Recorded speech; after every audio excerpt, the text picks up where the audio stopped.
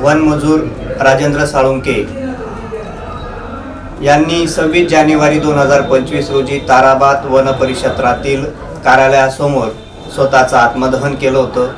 त्या आत्मदहनात त्यांचं शरीर 80% वर भाजलं होतं आणि त्यांना अधिक उपचारासाठी नाशिक येथील ग्रामीण रुग्णालयात घेऊन जाण्यात आलं। या सर्व संघर्षामध्ये 5-6 दिवस त्यांनी मृत्यूशी सुद्धा आपली झुंज सुरू ठेवली आणि अंतिम 6 दिवसानंतर त्यांचा दुर्दैवी निधन झालं। आणि त्या निधनानंतर राजेंद्र साळुंके यांना न्याय मिळवून देण्यासाठी त्यांच्या परिवारातील सदस्य असतील व इतर काही संघटना या रस्त्यावर उतरल्या होत्या। यामागचं नेमकं गूढ काय, त्यांना आत्मदहन का करावं लागलं, राजेंद्र साळुंके या वनमजुराने एवढं टोकाचं पाऊल का घेतलं, काय नेमकं हे सर्व होतं। ह्या आत्मदहनाची चर्चा नाशिक जिल्ह्यासाठी नाही तर पूर्ण महाराष्ट्र आणि महाराष्ट्राबाहेरही होत असल्याचं चित्र दिसत आहे। राजेंद्र साळुंके या वनमजुराने वनक्षेत्रामध्ये होणारा भ्रष्टाचार, अधिकाऱ्यांना रोखण्यासाठी वरिष्ठांकडे केलेली तक्रार आणि भ्रष्ट अधिकाऱ्यांवर कारवाई झाली पाहिजे ह्या एका मागणीसाठी त्यांनी हे सर्व आपलं योगदान दिलेलं होतं। परंतु त्यांच्या केलेल्या तक्रारीकडे वारंवार वरिष्ठांकडून दुर्लक्ष होत होतं आणि म्हणून त्यांनी आत्मदहन करण्याचा निर्णय घेतला की जेणेकरून भ्रष्ट अधिकाऱ्यांना यांच्यावर ही कारवाई केली जाईल आणि जी वनसंपत्ती आहे ती वाचवण्यामध्ये यश मिळेल। या भूमिकेमध्ये वनमजूर राजेंद्र साळुंके यांची भूमिका होती। त्यानंतर राजेंद्र साळुंके यांनी महाराष्ट्राचे मुख्यमंत्री असतील, वन विभागाचे वनमंत्री असतील, वन विभागाचे वरिष्ठ अधिकारी असतील किंवा पोलीस प्रशासन असेल, ह्या सर्वांना मी 26 जानेवारीला आत्मदहन करेन जर भ्रष्ट अधिकाऱ्यांवर कारवाई केली गेली नाही अशा देखील त्यांनी अर्ज व निवेदनं दिली होती। परंतु याकडे पूर्णतः दुर्लक्ष केलं गेलं असा आरोप त्यांच्या कुटुंबियांनी केलेला आहे। नेमकं काय या मागचं कारण आहे किंवा काय नेमकी घटना आहे आपण समजून घेण्यासाठी राजेंद्र साळुंके यांचे भाचे जितेंद्र सूर्यवंशी आपल्या सोबत आहेत। आपण त्यांच्याशी चर्चा करणार आहोत, जाणून घेणार आहोत या प्रकरणामागचं गूढ नेमकं काय आहे आणि सत्यता काय आहे। दादा नमस्कार, आपलं प्रखर न्यूज 24 मध्ये स्वागत आहे। राजेंद्र साळुंके यांनी जे आत्मदहन केलं, त्यांनी जो हा आत्मदहनाचा टोकाचा निर्णय घेतला होता त्यामागची नेमकी काय कारणं होती, त्यांना असा हा निर्णय का घ्यावा लागला? सर, जिथेपर्यंत मला माहिती आहे, मामा मला वारंवार सांगत होते 1991 पासून वनमजुरांसाठी ते लढा देत होते। मग तो जिल्हास्तरीय असेल, राज्यस्तरीय असेल, केंद्र शासनापर्यंतचा असेल, त्यांचे वारंवार आंदोलन आम्ही समोर बघितलेले आहेत की गोरगरिबांना किंवा वनमजूर जे होते त्यांना न्याय मिळावा म्हणून त्यांचा लढा हा कायम होता। आणि एवढ्यामधूनही तो कुठं न्याय त्यांना मिळत नव्हता आणि त्याच्यामध्येच त्यांना ताराबाद वन परिमंडळ जे कार्यालय आहे त्या ठिकाणी ते कार्यरत होते आणि तेथेच काही भ्रष्ट अधिकाऱ्यांकडनं त्यांना खूप त्रास होत होता की ते जे वारंवार जे गोरगरीब वनमजूर होते त्यांचा प्रश्न सातत्याने ते लावून ठेवत होते की त्यांचे पगार वेळेवर झाले पाहिजे, त्यांना कुठलाही त्रास झाला नाही पाहिजे। परंतु हे जे काही भ्रष्ट वन अधिकारी होते, मग त्यात वनपाल सागर पाटील असेल, त्यातले काही बरेच अजून अधिकारी आहेत, काही अधिकारी मॅडम सुद्धा आहेत की यांचे काही अवैध धंदे त्या ठिकाणी चालायचे। काही ठेकेदारांच्या मार्फत जंगलातून बाळू उपसा असेल, तेथे दगड उपसा असेल, मुरुम असेल, जंगलातील जे काही विविध खनिज संपत्त्या होत्या नष्ट करण्याचे जे काही अवैधरित्या चालवणारे जे ठेकेदार होते यांना पाठीशी घालणारे अधिकारी आणि यांच्या आड कुठेतरी हा राजेंद्र साळुंके नावाचा वनमजूर या ठिकाणी येत होता आणि म्हणून वारंवार त्याला गाडीने कट मारणं किंवा त्याला जाणून बुजून त्रास देणं, त्याला गुजरात बॉर्डर सारख्या भयानक ठिकाणी ड्युटीला देणं।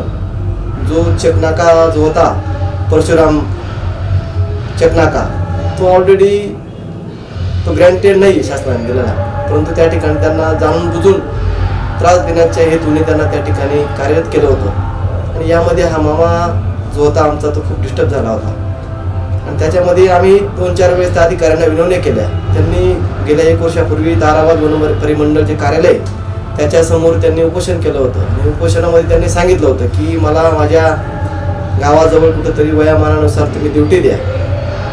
मग आम्ही त्यावेळेस तिथे साणे नावाचे कोणीतरी अधिकारी होते.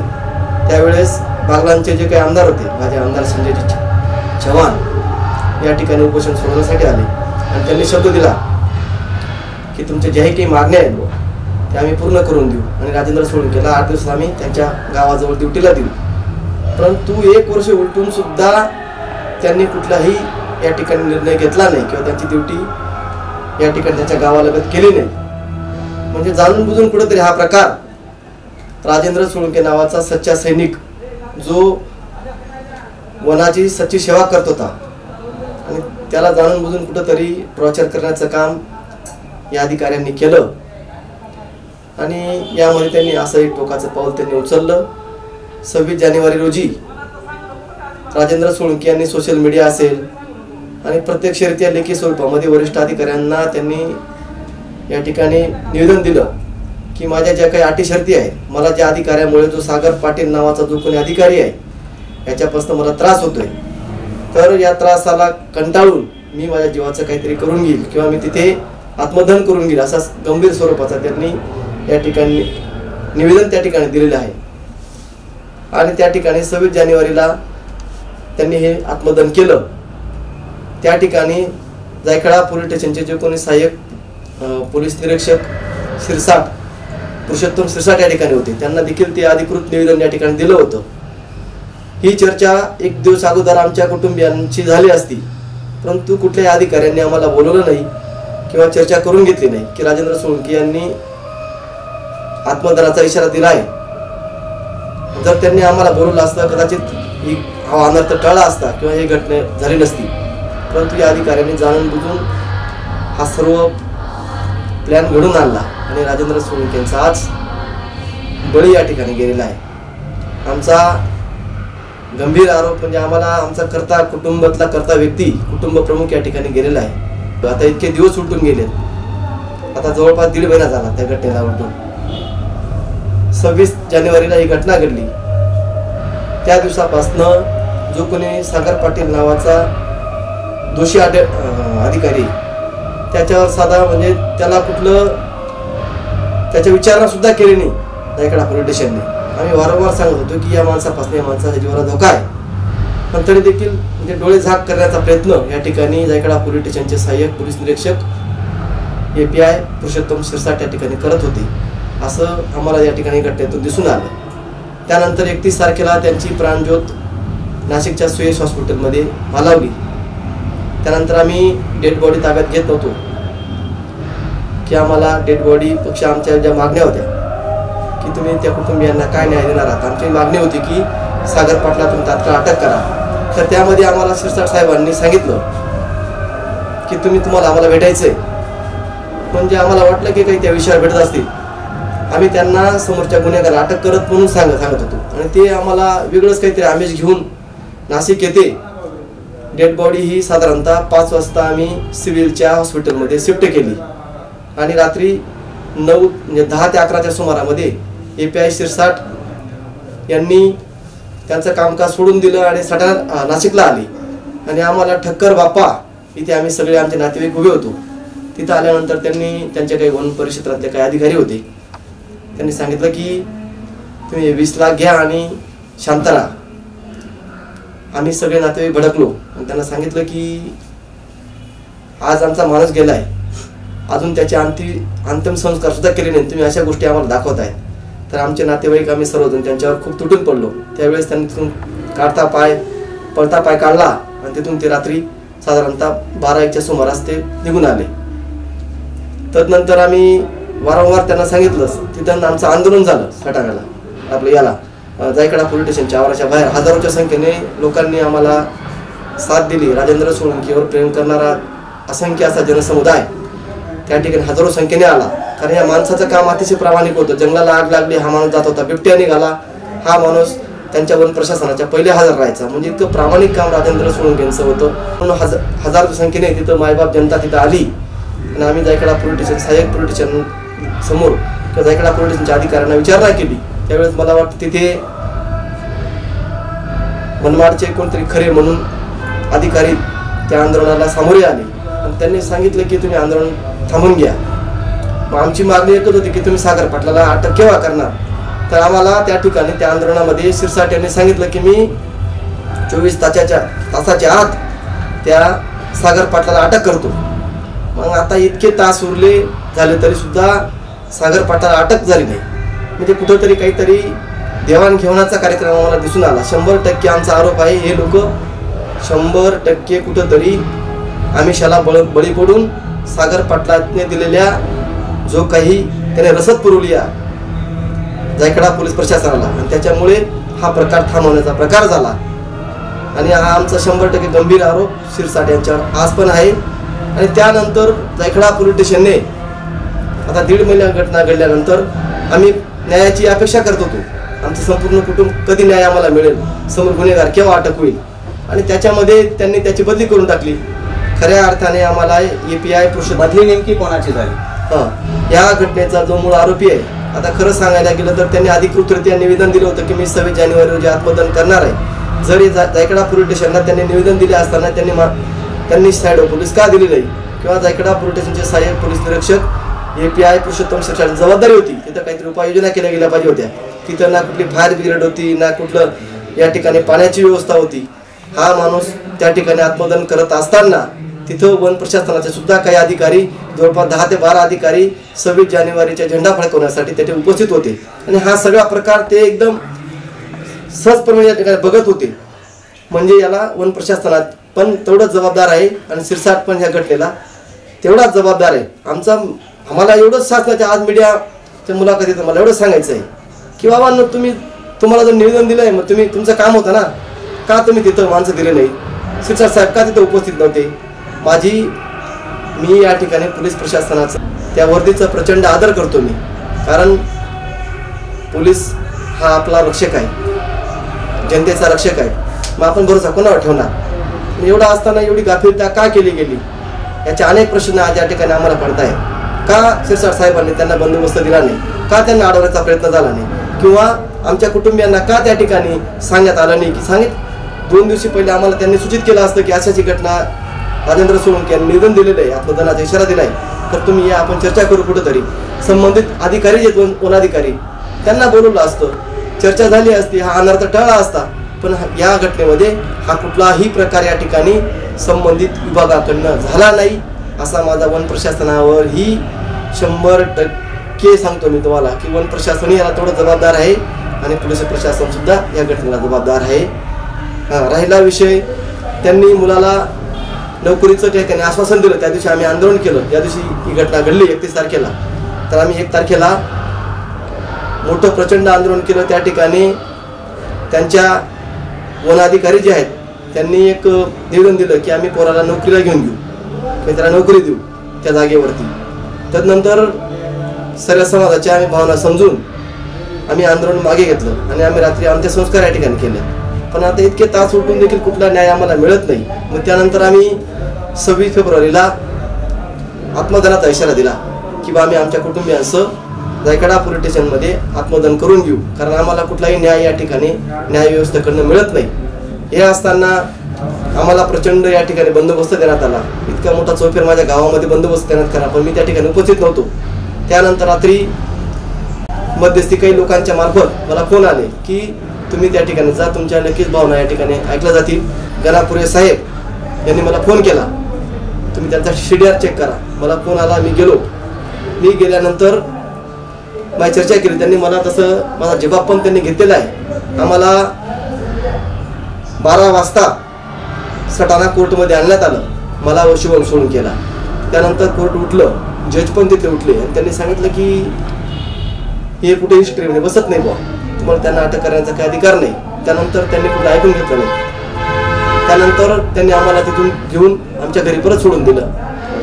राजेंद्र साळुंके यांच्या निधनाला जवळपास 45 दिवसाच्या वर होत आलेले आहेत. 1.5 महिन्याचा हा कालावधी गेलेला आहे.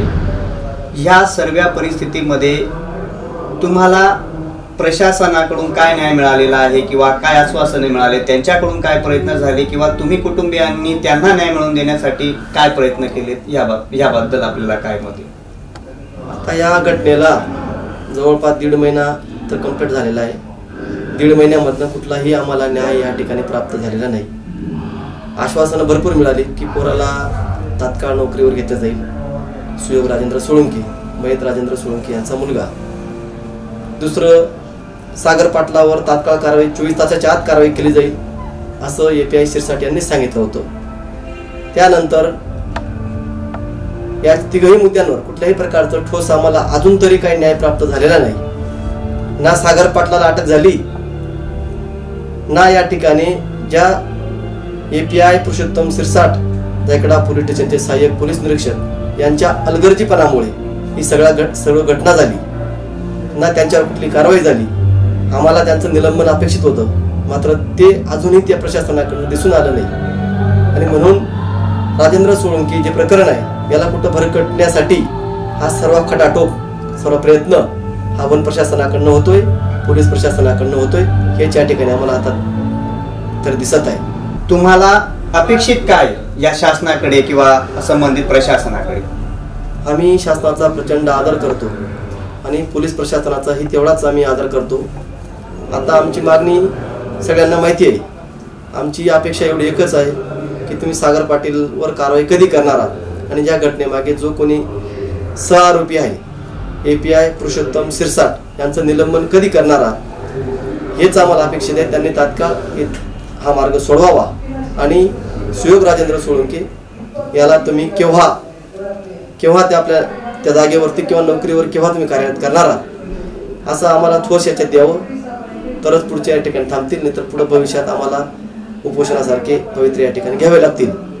या ठिकाणी दुसरं अजून एक सांगतो की त्यांनी वनसमिती गठीत केली होती या प्रकरणाच्या चौकशीसाठी वन प्रशासनाकडनं.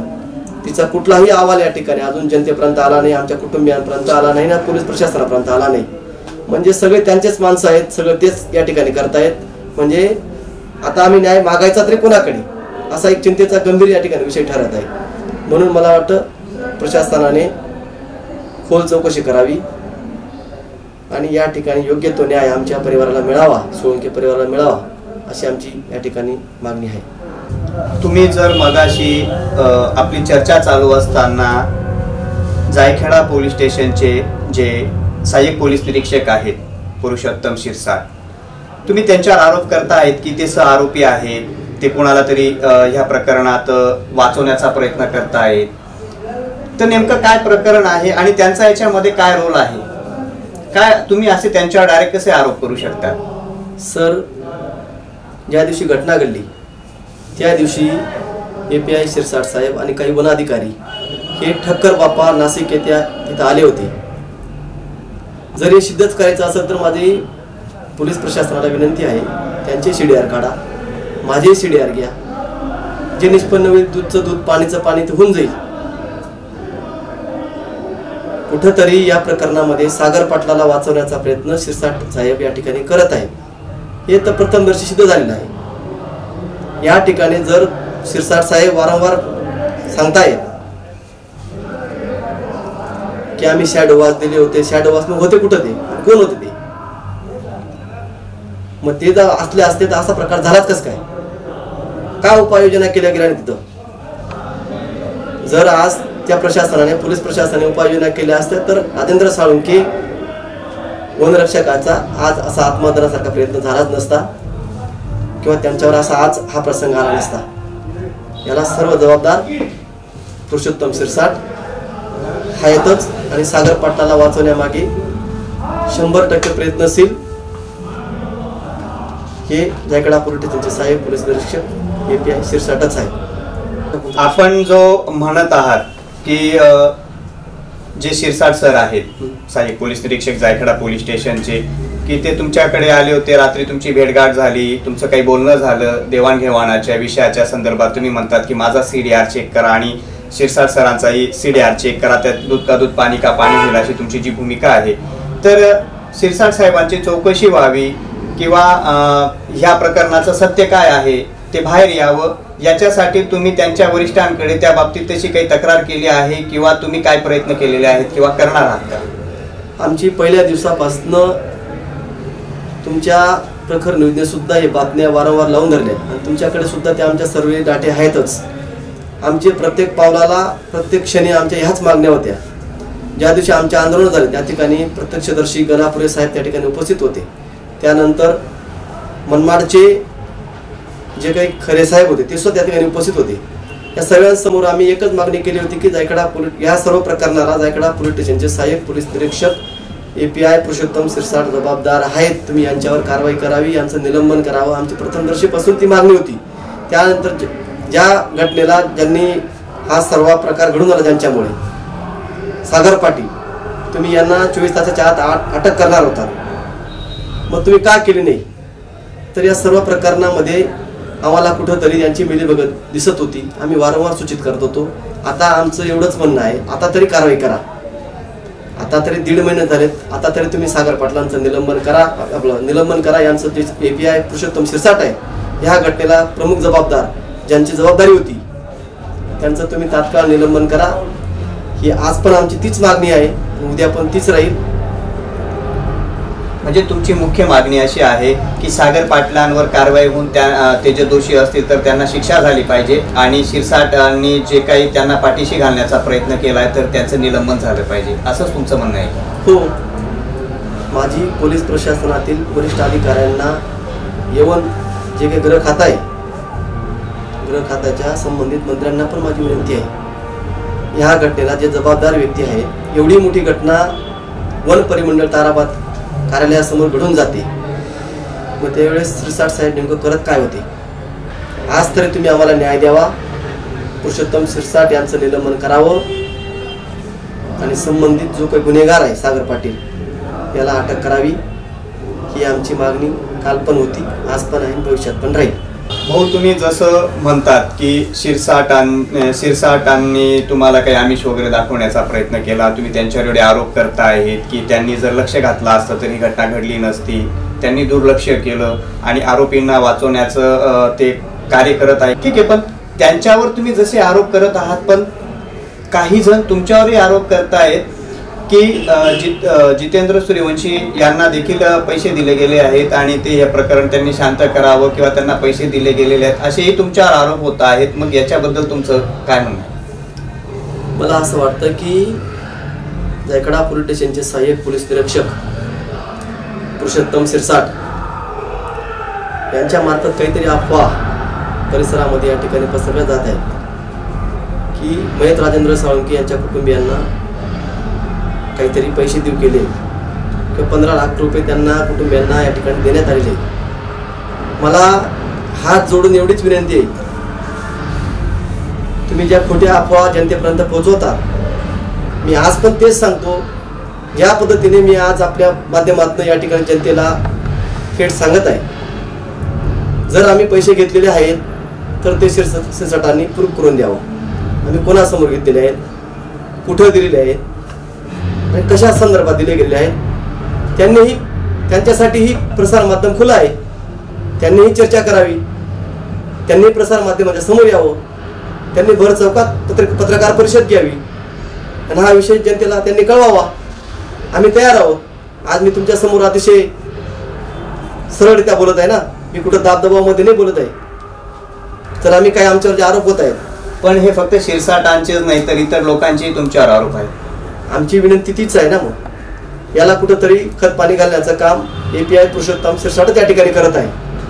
मग आता त्यांनी कुठंतरी पत्रकार परिषद घ्यावं आणि त्यांनी त्यांची भूमिका मांडावी.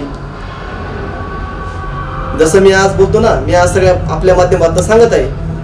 म्हणजे तुमचं म्हणणं आहे की तुम्ही या कुठल्याही आमिषाला बळी पडलेले नाही किंवा तुम्हाला किंवा साळुंकेंच्या कुटुंबाला 1 रुपयाही आजपर्यंत काही कोणी मदत केली नाही किंवा असं काही मिळालेलं नाही, असं तुम्हाला म्हणायचं? एवढी मोठी घटना या ठिकाणी या कुटुंबावर घडून गेली आणि कुठंतरी बदनाम करण्याचं काम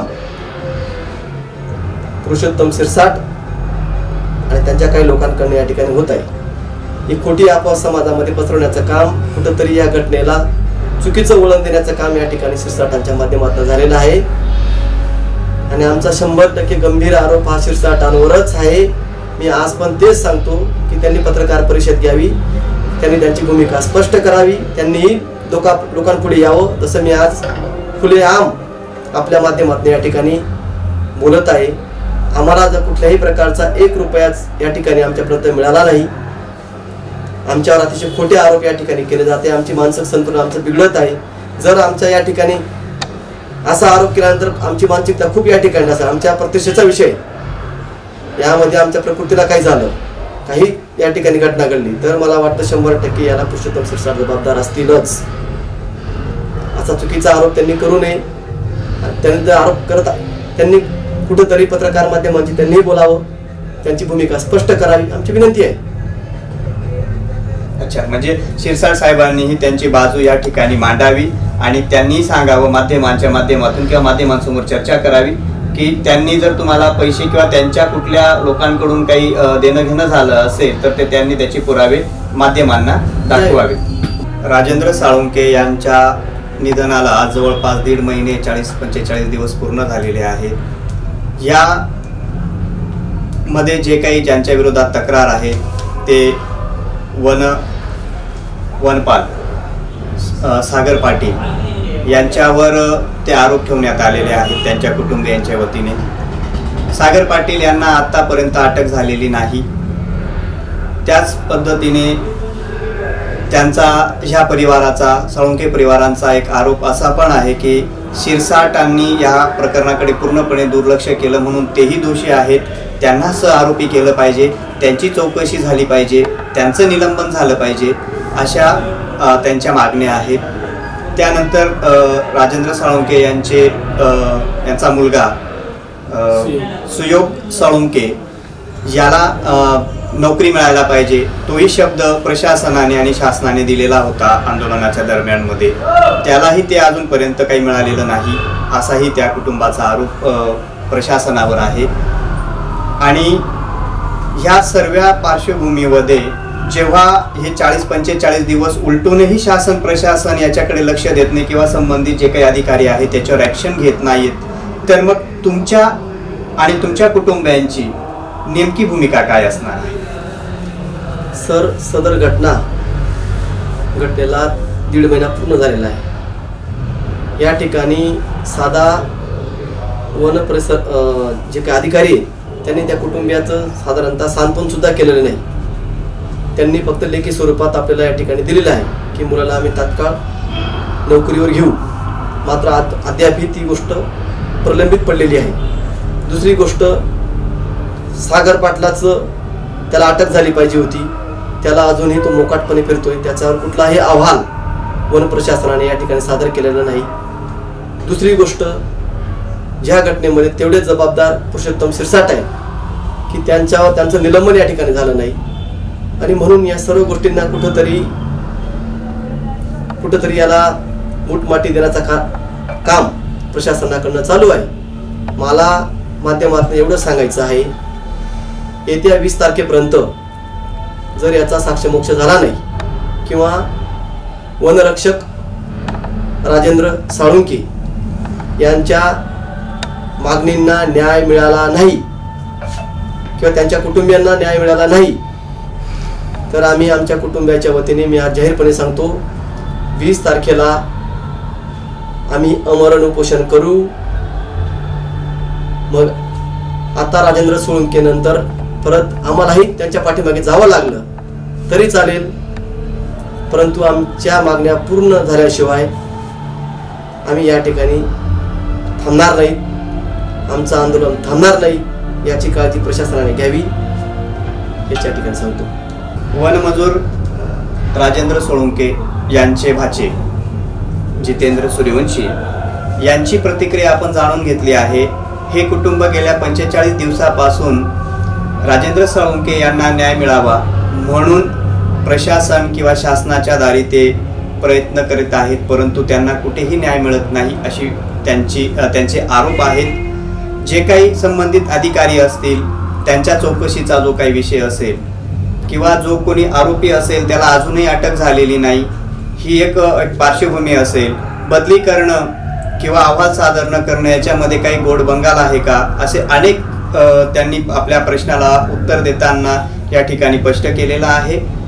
निश्चितच ह्या प्रकरणाला एक वेगळं वळण लागत आहे हे आपल्याला दिसत आहे.